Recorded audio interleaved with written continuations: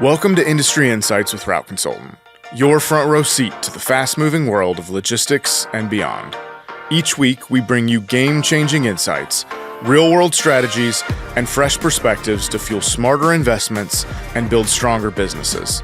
Join us as we sit down with expert guests to explore emerging trends and pressing topics across a wide range of industries. This is Industry Insights. Welcome back to the studio, Alex. It is a pleasure to have you here. But I know we've talked about a couple of things, but I think this time I want to really focus on a question that I get often, which is, I found Linehaul, I've decided I want to be successful, but what are the main things I need to worry about if I actually want to be successful in the space? So I know I've heard you talk about 4 different things that you focus on that you think are crucial for success here. So if you want to kind of just go through those. Yeah. So, it's been kind of like a journey for me to figure out what I really think is the right way to look at a business and how to run it. Yeah. I've read a lot of self-help books about how to be a better small business owner. And I thought maybe those are the different keys, but at the end of the day, it all boils back down to, so what is FedEx evaluating you on as a TSP, as a transportation service provider? And so those 3 metrics that they evaluate you on are 3 of your 4, I think Route Consultants consider them as pillars. I consider them columns that supports the line haul business. I'm kind of into that Gothic or Greek architecture. So yeah. Like if you think about, your business as the Parthenon. So you have the roof is your line haul business. So for me, it's Alpha Kilo Logistics, and it has 4 different columns that support it. So under the FedEx side is safety, service, and availability. So that's what they evaluate you on a daily, weekly, monthly business. And that's supposedly what's supposed to go into metals, which we can have another conversation about what metals is and how they evaluate you. And then the 4th column or pillar that I think is important is your financial stability. And to me, the 2 most important are safety and then financials. So safety is important because if you have too many accidents, or if you're not a safe operator, or you're having too many CSA violations, or you just can't get your safety to work right, FedEx is going to get rid of you. It's one of the few areas within the TSPA, the Transportation Service Provider Agreement, that allows FedEx to terminate your contract very, very quickly. The other area is financials. Okay, if you go into bankruptcy because you're not managing your business correctly, FedEx also has the right to terminate your business very quickly. Those are the 2 areas. The last one is in the TSPA that they can terminate your business is if you lie to them.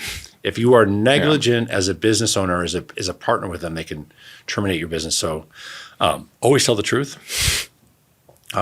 Don't be criminally negligent, so that goes into that whole area. But otherwise, be a safe operator and focus on your financials. And now, then the last 2 areas. Yeah, before we go too far onto those, first off, columns in the Parthenon. You're in Nashville. Have you gone to see our Parthenon yet? I've not. I probably should. Yeah. I haven't. I've done my trips to Nashville have always been either to go to Bourbon Street, go to Broadway. Yeah. I've been to Vanderbilt University. Okay. And then I've been to, was it the Gaylord? For a Route Consultants Expo, and that's about it. That's the extent of my visiting. Well, it's very close to Vanderbilt, so you were almost to the Parthenon. Okay, so is it actually like a true-looking Parthenon? Yeah, it is.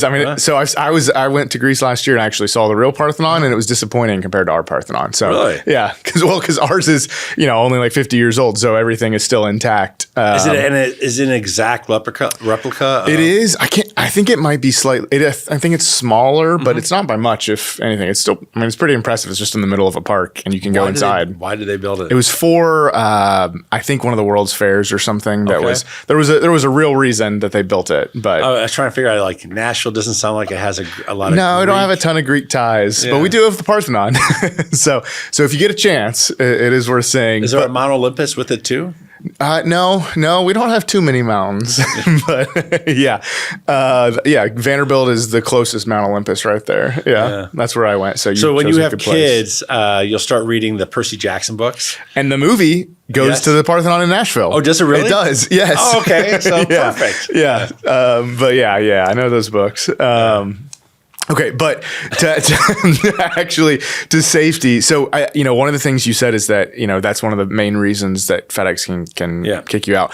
What's the reason for it? There's a really good justification. Yeah. So the reason why safety. I mean, one is just from a marketing perspective, FedEx doesn't want the FedEx brand to be negatively connotated through accidents, through anything. They want all the media and all the free marketing that they get on CNN News or Fox or whatever. They want the stories of, hey, this FedEx personnel dragged a woman out of a accident, or provided CPR to somebody, or saved a child's life, or a couple of years ago, I actually had two drivers who came upon, they were both driving down the highway. They came upon a horrific accident. They were the first two trucks actually to come up upon this accident. They actually blocked the highway, rendered first aid, pulled, a mom and three kids from the wreckage, rendered first aid, called the paramedics, and blocked the highway off until everybody showed up and took care and got these people to safety. And FedEx was really appreciative of that situation. And my drivers got a humanitarian award. They got written up in the press. So it's a great, so FedEx loves that kind of thing. What they don't want to see is, FedEx driver falls asleep at the wheel and plows into a school bus worth of children. Yeah. They don't want that negative media. They want the positive stuff. Yeah. So they're going to harp on you about safety. They want you to have safe trucks on the road. So you're taking care of your vehicles. You're maintaining them. They have all the safety equipment that they're required to have. Your drivers are properly trained to drive a big rig down the road. And they are following proper procedures while operating those vehicles. FedEx has a whole long laundry list of do nots that can disqualify a driver, and they want you as a contractor to adhere to those and to follow those. So all those do nots, no drinking, no drugs, no weapons on the vehicle, making sure to wear a seatbelt, no handheld usage, all those kind of things are in my SOP. So I follow exactly what FedEx says to do. And then, you can never reduce or minimize or go less than what the minimum standard is from FedEx. What they want to see you is going above and beyond. And so I'm always working on those kind of procedures. So, so simple things like my drivers are required to wear closed-toe shoes. They have a non-slip surface. So no flip-flops in my company. There's a lot of different reasons for that. One, I don't want any of my drivers getting injured moving around a 300-pound dolly, hooking it up and having it drop on their foot. But two, it's just I want my drivers to have a non-slick surface so that when they're entering in and exiting the vehicle, they're safe. But also when they're driving down the road, they're wearing shoes, and so that you don't have the potential for a flip-flop to slip off or get caught underneath the brake or the accelerator. Yeah. So. Yeah. And I think the other side, one, you're 100% right. Safety's so important because you're a giant billboard for FedEx, and they don't want anything bad. They want that billboard to only be good things. I think the other side of the coin is also the insurance side. Yes. Yeah. So there's the other big issue is so FedEx is self-insured. So when you're operating as a line haul contractor and you're under a load, you're operating under FedEx's DOT authority, and they provide the insurance and the indemnification for you in these accidents. Now, you do have a small financial contribution to these. So if it's a normal accident and your drivers you followed all the requirements to meet the minimum requirements, then you owe $2,500.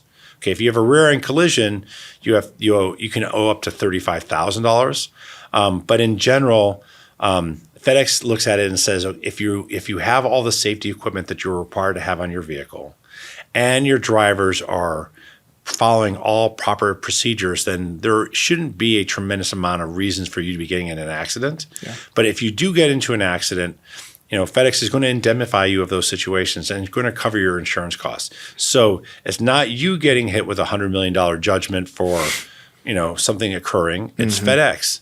Now, that being said, you do have accidents and you will do damage. So like if you have an accident where you tear up a bunch of the roadway, like say you side swipe a guardrail. Well, guess what? That guardrail doesn't cost $2,500 to replace. It probably cost, $50,000, $100,000 to get all the man hours and get all the equipment and get all the the guardrail to reinstall it and dispose of the old one, that FedEx is paying all those bills for you. So that's why, they're going to look at you as a money losing proposition, and they're going to want to cut bait with you as fast as possible if you're causing too many accidents. Yeah. It's something we see all the time where, it feels like that's the most punitive that FedEx ever is in a safety incident, but it's because they have to be. Yeah. Insurance is extremely expensive for them, and they just can't have a bunch of bad publicity. It's just it's a huge part of their overarching expenses and branding. I would bet that insurance is probably their number one expense after obviously payroll, but because think about it, from the FedEx ground perspective, they don't own the tractors. Mm-hmm. In a lot of instances, they don't even own the facilities; they lease them. So, outside of paying package handlers and staff to move packages and load and unload trailers and just run the business, their biggest expense is probably. I would bet you it's even more than fuel. It's probably insurance. Yeah.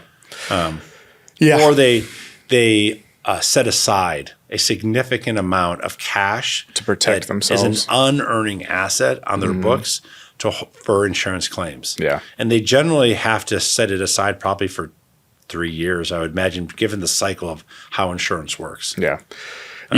So, it just has to be something that FedEx is always worried about. So that's why we talk about it as the first pillar, the first column. It's the most important thing. FedEx is, when you go in for your LIM meeting or when you do an RFI for a growth opportunity, they're going to want to understand your safety culture. Yep. So as a new contractor coming in, they want to know, how are you going to communicate safety? How are you going to train your drivers to be safe? And how are you going to continue to stay on top of safety technology and safety methods to run your business efficiently? So they're going to ask you those questions. You fill it out in your LIM, you fill it out in your business plan, you fill it out in your RFI, and then they're going to want to talk to you. They're not just going to play lip service. Safety is the most important component of FedEx. You look at the communication from any of their safety managers, it's safety above all. Mm-hmm. That is the priority, okay? Yeah. So, and it's really important. It's really, really important for new contractors to understand this, okay? Do not ever dispatch out in bad weather. Do not ever dispatch out when you have considerations that there's going to be snow on your route. If there is snow or inclement weather on your route, tell your drivers to stop what they're doing and wait till the roads get cleared, okay? FedEx is always going to turn around and say to you, if you get into an accident in those situations, why were you on the road? Well, I thought you wanted me to dispatch. No, we don't. We provide the load to you. You have the right as a DOT driver to decline that run because it's unsafe. And FedEx expects you to do that. Now, you might get pressure from some dispatcher because they don't know any better. Yeah. You might get pressure from some planner because they don't know any better. But senior FedEx officials want you sitting if you are concerned that there might be inclement weather on. Yeah, because dispatching in those conditions, it's not just a potential financial impact, it's like contractual impact. Yeah. So it's just never worth it. If there's any risk, it's far better to take a revenue hit on not dispatching the run that day than it is to risk losing your contract. I always tell my drivers, and I think they really appreciate this. My goal is for you to get home to mama. Yep. Whether it's your mother, your actual mother, or if it's your wife, my goal is for you to always get home to mama. I don't ever want to be the guy calling up your wife, your mother, or your children and saying, Josh Gregory was in an accident last night and he's not coming home. Yeah. I don't want to be that person. Yeah. So my priority is for you to get home. Your safety is more important than those packages getting into Chicago or Woodbridge. And FedEx feels the same way. They don't want those packages getting to a location if it's going to cause you to take a risk that might generate an accident. Mm-hmm. And that's something that's really important to understand. You have the right to decline a run for weather if you feel it's too unsafe to be on the road. Yeah. Yeah. I think that's always worth doubling down on that message, making sure that you're coming in. And it goes back into financials then, right? Yep. Because the last thing you want to do is have a catastrophic accident, and then now you're out of truck, you're losing revenue, and then you have to go replace that truck, And that has a big expense that hits your bottom line. Yeah. So at the end of the day, like your two primary pillars that we talked about is safety for FedEx, because you can lose your business that way, and financials, because if you can't run a profitable business, you can lose your business. Yeah. When you think about financials, I know we touched on it, but what are kind of the key things that you track on a daily, weekly basis? So, I mean, obviously, every Tuesday night we get our settlement statements, and every Tuesday night I immediately, at what is it, 7:07 Mountain Time, more often than not, I am walking into my office and I'm downloading my settlement statement and taking a look at it. I just take a look at it. I don't do anything with it. I don't start processing payroll until Wednesday. But, I'm making sure that my estimate was I was going to do 50,000 miles. Oh, I did 51,000. I know from there that I'm going to do about $100,000 in revenue for the week. I know that my margins, all things being equal, I should make around $20,000 for that week. But I look at the metrics. So when you look at what you're running your business as, you should be doing about, somewhere between 33 and 37% of your revenue should go to payroll. Okay. Roughly 20 to 26% should go to fuel. Okay. So right there, you're looking at somewhere between, 55 to 60% of your payroll your total revenue going to those two metrics. And then your last big bucket is maintenance. Okay. Or your other bucket could be amortization of your debt. Yeah. It just depends. Depends on what it is, but right. I mean, that the debt amortization is different though. So we're looking at operating expenses, right? So your operating expenses are payroll, fuel, and maintenance. Those are the three biggest ones. After that, then you have workers' comp and federal income taxes and software and, whatever, all those other ancillaries. But those three that you have to get under control. And the maintenance depends on how you're going to structure your business. Are you going to run new trucks or are you going to run used trucks? Each of them have pluses and minuses. You buy a new truck, it's expensive. You're going to have to finance it through a bank more than likely, and you're looking at an asset that you're going to keep on your books for a long period of time, so you're amortizing that debt. But your maintenance cost should be relatively light. You're looking at something that's going to be 2 to 3 cents per mile for the first couple of years until the warranty runs out. And then after the warranty runs out, you're still having pretty reasonable maintenance costs until you get to the point that the truck is close to 800, probably 750 to 800,000 miles. And then you're starting to run into bigger maintenance issues. And then you have to make the decision, do you want to continue sticking Band-Aids on it, or do you want to retire the vehicle and go out and replace it? Otherwise, you can buy the used truck market. So you can get an asset that's much cheaper. You can still finance it if you want. You can use non-bank financial firms like AP Finance, or you can go out and get loans from the big money center banks like a Bank of America or JP Morgan Chase, or you can find regional banks that are big into what they call rolling stock financing, like a Bank of Montreal or a Wells. Bank of Montreal is the one that pops up at the top of my head right now. And then you can do that way. So you have a cheaper truck on your books, a cheaper asset you're not amortizing it doesn't cost as much to amortize, but you have higher maintenance expenses. Or the last route you can do is you can go out for a lease. It's either going to be a capital or operating lease, and that's a question for you to talk to your accountant with to understand what are the tax implications of a operating lease versus a capital lease. But in general, they're full service leases where they're handling the maintenance for you. And that comes to its own necessary issue. Because like in general, when you're buying assets, you can depreciate that asset. So it reduces your taxable income. And so you can and because we're all S Corps, that means it reduces your personal income taxes as well. If you are doing it as a lease, you're expensing the lease payment, so it reduces your taxable income that way. But you don't get it's reducing it on the other side of the tax equation. So it's reducing your income, and so you're paying less in taxes that way. There's pluses and minuses to both of them. Talk to your accountant. Talk to your accountant. Yeah, that's the nittier and grittier you get into the details. It's going to come down to the nuance of talking. To your that accountant. Goes back to like if you're going to be a successful TSP, you need to have a good accountant who understands how to handle the depreciation, whether it's straight line or it's accelerated, and has a plan and understands like these are the revenues I'm generating and this is how I want to progress. And then you need to have a good lawyer who can advise you about understanding, like if you're operating if you're organized in Illinois and you're operating in Tennessee, these are where the tax implications are, and this is where you should be basing your assets and your revenue as much as possible. Yeah, those are super important as you get larger, especially like you're saying, multi-terminal businesses. A lot of that, it becomes even more important to have a lawyer. So I think we've talked about two of the pillars here, the safety and financials. What are the next two? Yeah, the last two are, they go back to what FedEx evaluates on, right? So FedEx is always looking at your safety score, which we can talk about another time, but looking at your safety. And then they're looking at your availability and your service. Okay. Your availability.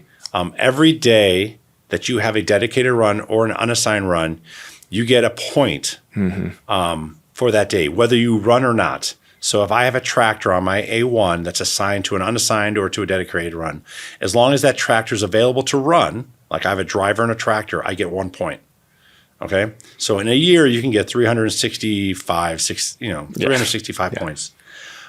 If you take a decline, if you don't have a tractor and a driver available, you get a debit. You get 0 points for that day. Okay. So you have the ability, FedEx expects you to provide them with availability 90% of the time. So as opposed to P&D where you have to run every single day, you get to actually fail 10% of the time. Okay, so on a solo run that runs 7 days a week, 365 days a year, you can fail 36 times. You cannot fail 37. If you fail 37, you're going to be required to provide an opportunity to cure to FedEx. But as long as you keep it above 90%, FedEx is going to, give you a hard time about it, but you're not failing. And you can't lose that run. Now, if you dip below 90%, you have 45 days to cure that situation and improve yourself and get back above the 90%, and then your clock resets. Service is different. Service is making sure your trailers arrive on time. Okay, so FedEx has a set time that all trailers are supposed to be able to do a certain run. Depending on the length of the run and what kind of roads they're on determines, how long it can take to get trailer from point A to point B. In general, for mainline stuff that's on highway routes, they're expecting you to drive around 55 miles per hour. Even though our trucks can drive up to 65 under the contract, and most highways are 65, they expect you to be 55. Now, if that highway is 55, so think of like inner city, like you're driving through a city, a lot of times they'll actually assume even slower for you. So you have plenty of time. So a run that takes 600 miles, they're going to, or say a run that takes 600 miles, they're going to assume it takes you longer than 10 hours. It could take you every bit of 11 hours to drive that 600-mile run. And, if there's traffic or if something happens on the run, do you automatically fail service or what's? No. So you only fail service realistically if you've taken too long to run, not because of traffic or weather, just because you were inefficient or if you had a mechanical breakdown. Okay. So if you run into an accident, FedEx is going to acknowledge that's a situation out of your control and you shouldn't be assessed at. For example, last week we had these torrential rain in Tennessee and Kentucky and Arkansas and Texas. I had a run that normally takes 20 hours to complete. It took me 30 hours to complete it. FedEx said, "Hey, what happened?" I gave them pictures of the, the flood conditions. Flood conditions, and they said, "Okay, and no problems." Okay, and they completely understand in those situations. If it's something like that, do you have to communicate proactively? Like if you got a driver out there and you're like, oh, they're already late, I got to make sure FedEx knows, or like that. If you come back to them afterwards and just provide proof, is that fine? So in that situation, we had been proactive. The senior managers just wanted to get a better understanding of the situation. And so I sent them pictures because my drivers love to send me pictures of all the crazy stuff that they see on the road.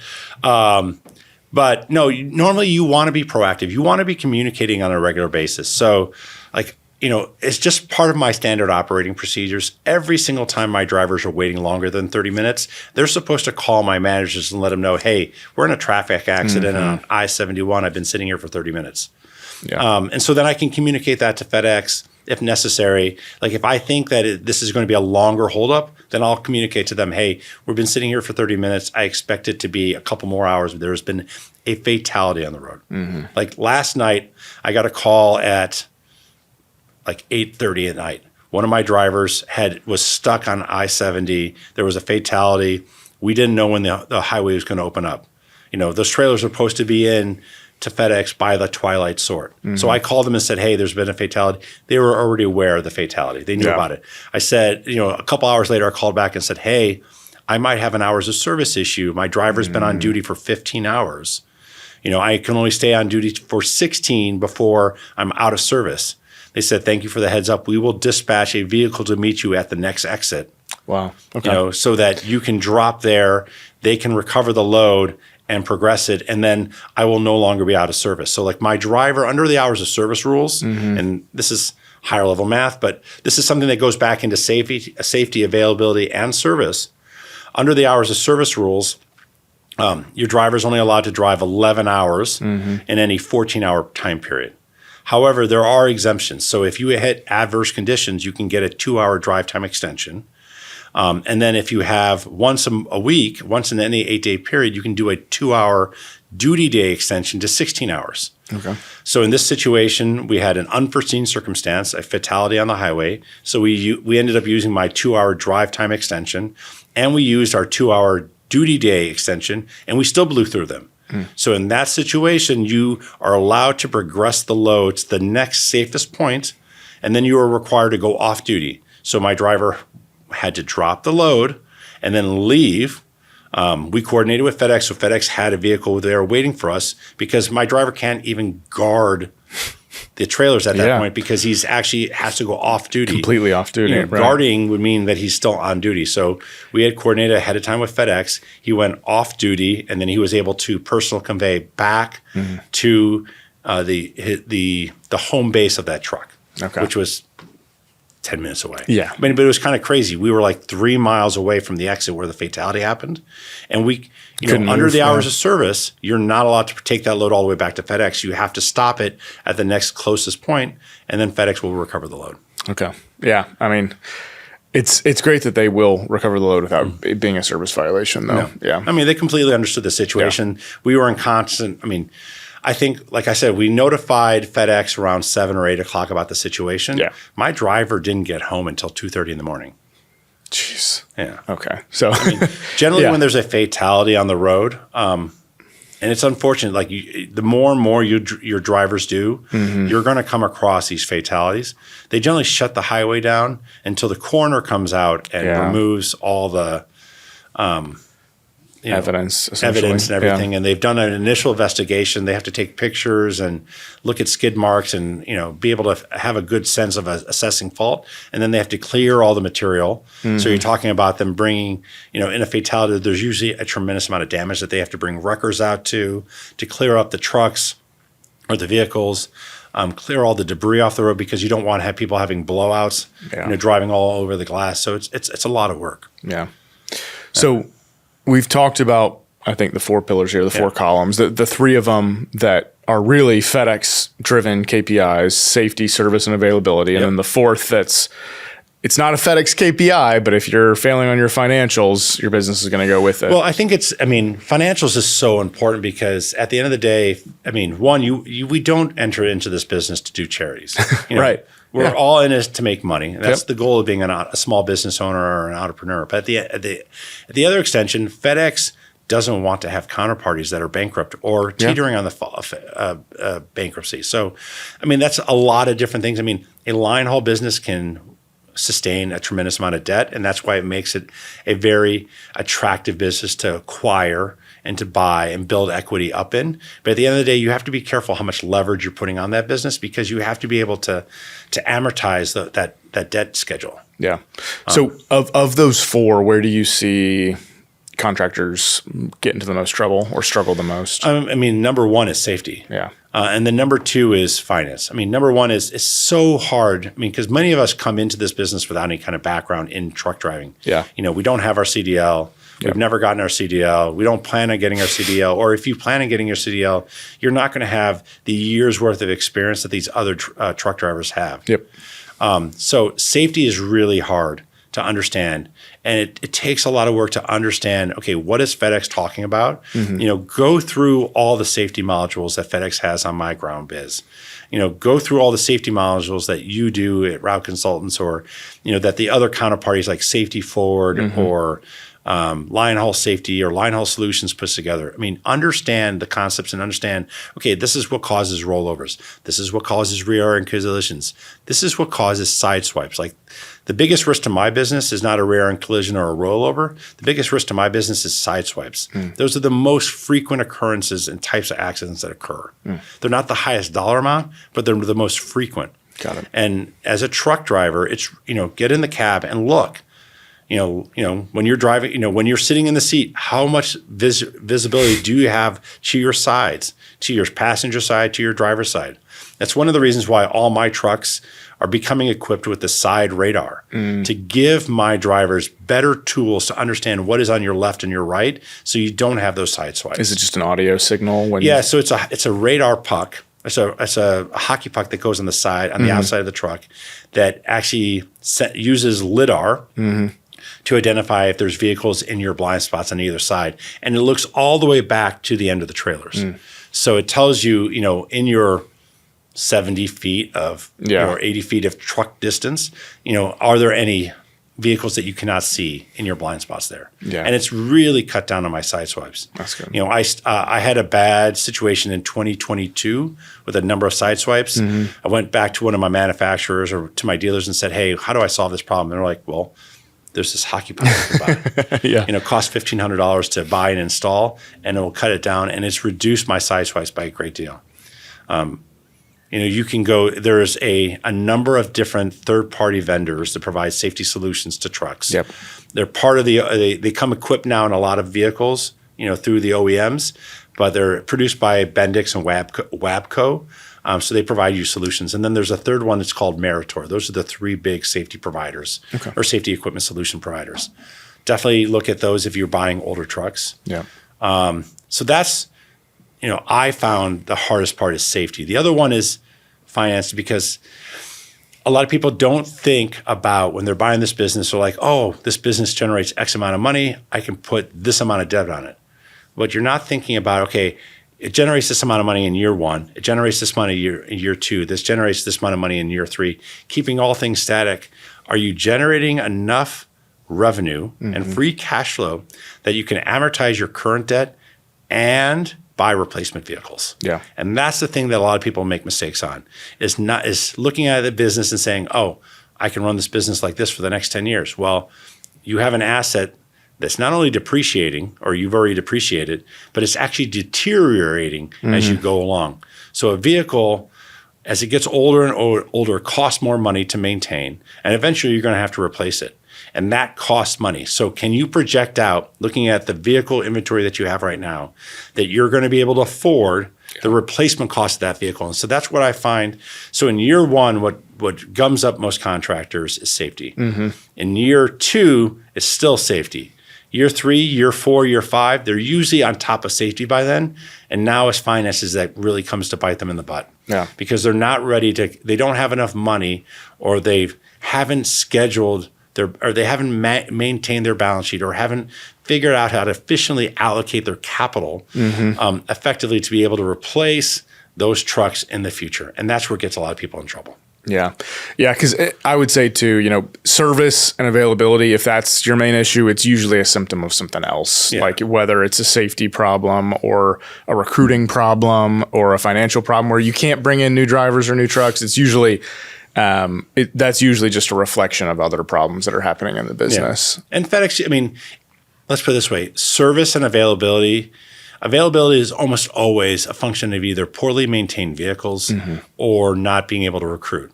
And more often than not, anybody can recruit and anybody can maintain. And if you can't, there might be a wider issue within an industry, and FedEx actually might give you leeway.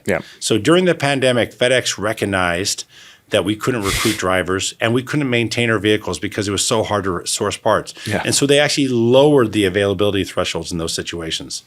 Yeah. Okay, so FedEx actually, that's why like availability and service, they are important, but they're not going to terminate your vehicle, because if you're having availability or service issues, you can probably recruit your way or maintain your vehicles out. Or if it's such a big issue and it's across the industry, then FedEx is going to make accommodations. Yeah. But FedEx will never make accommodations for safety, and they will never make accommodations for finance. Yeah. You need to be a solvent, successful contractor, and you need to be a safe contractor. Otherwise, they don't want to do business with you.